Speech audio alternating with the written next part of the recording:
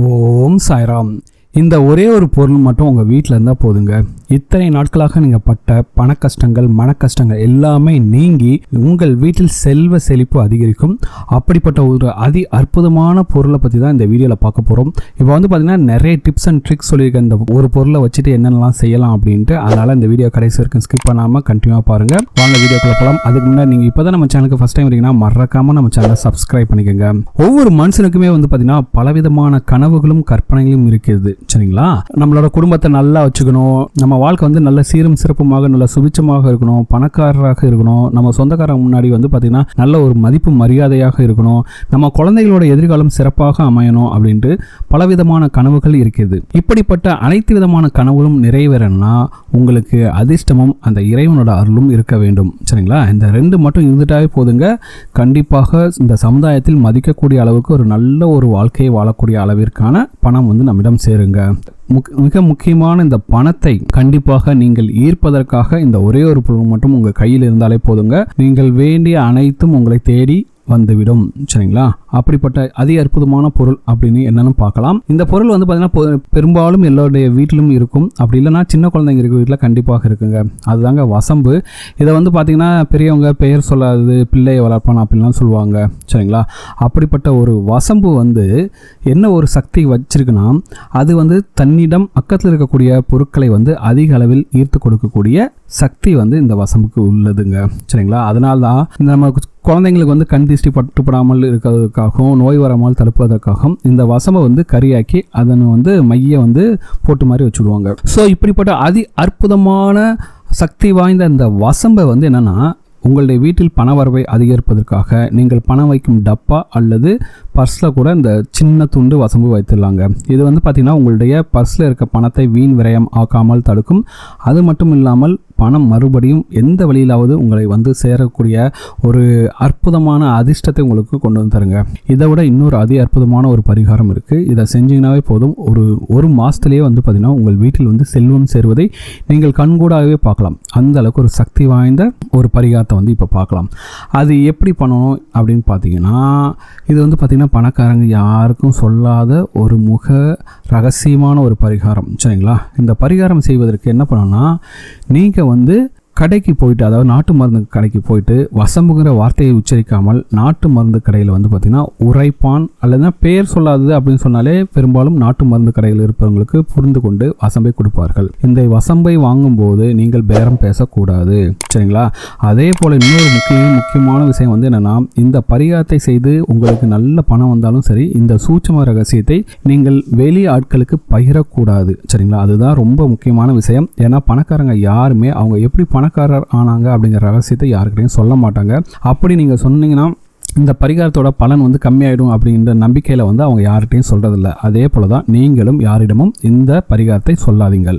சரிங்களா? இப்போ வந்து என்ன பண்ணுறீங்கன்னா, இந்த பரிகாரம் செய்வதற்கு என்ன பண்ணுறீங்கன்னா, வசம்பை வாங்கிட்டு வந்துட்டீங்க. அதுக்கடுத்து உங்கள் வீட்டில் கொண்டு வந்துட்டு இந்த வசம்பை பூஜை அறையில் வைத்து விடுங்கள்.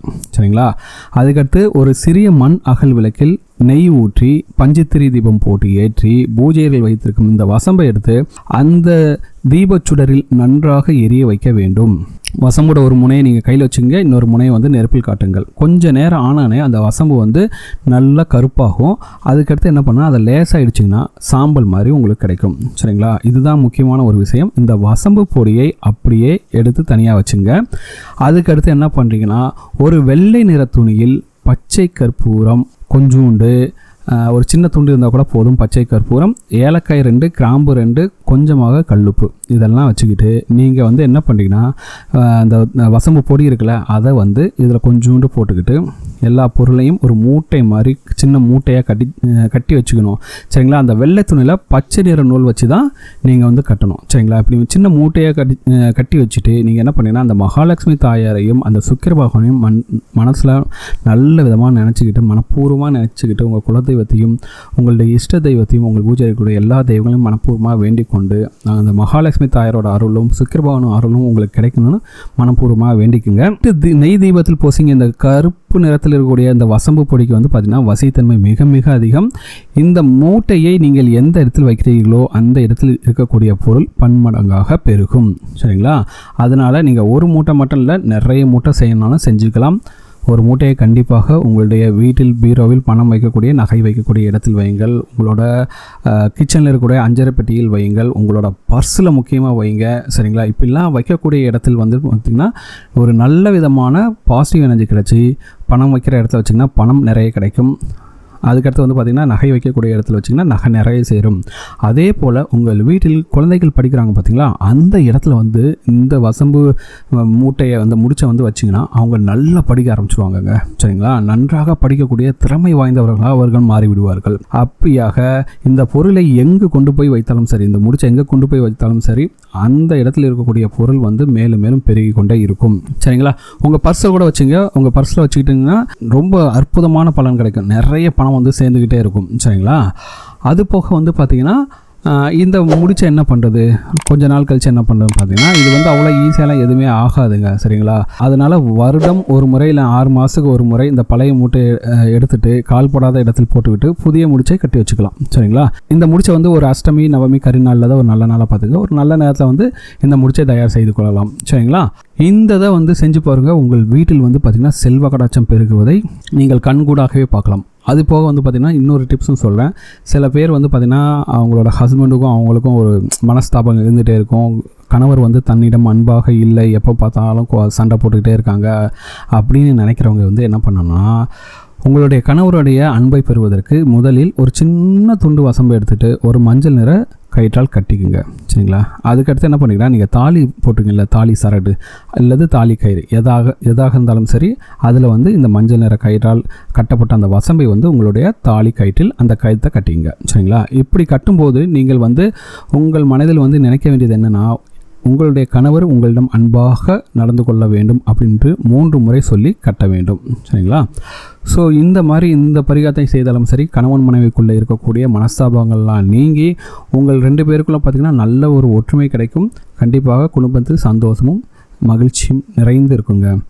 ஸோ மேலே சொன்ன டிப்ஸ் எல்லாம் கண்டிப்பாக ஃபாலோ பண்ணி பாருங்கள்.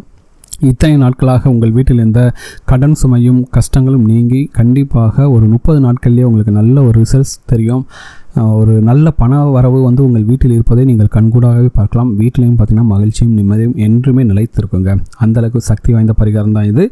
இந்த பரிகாரத்தை செய்தீர்களாம் போதும் உங்களுக்கு மகாலட்சுமி தாயாரின் பரிபூர்ண அருளும், சுக்கிர பகவானின் பரிபூர்ண அருளும், எல்லா தெய்வங்களோட அருளும் உங்களுக்கு கிடைத்து கண்டிப்பாக உங்கள் வாழ்க்கை சுபிச்சமாக மாறும், செல்வ செழிப்பாக மாறும். இந்த வீடியோ உங்களுக்கு பிடிச்சிக்க நம்புறேன். இந்த வீடியோ பிடிச்சிருந்தால் மறக்காமல் நம்ம சேனலை சப்ஸ்கிரைப் பண்ணுங்கள். இந்த வீடியோ உங்கள் ஃப்ரெண்ட்ஸோட ஷேர் பண்ணுங்கள். இந்த வீடியோ பற்றின உங்களோட கமெண்ட்ஸை கமெண்ட்டில் கமெண்ட் பண்ணுங்கள்.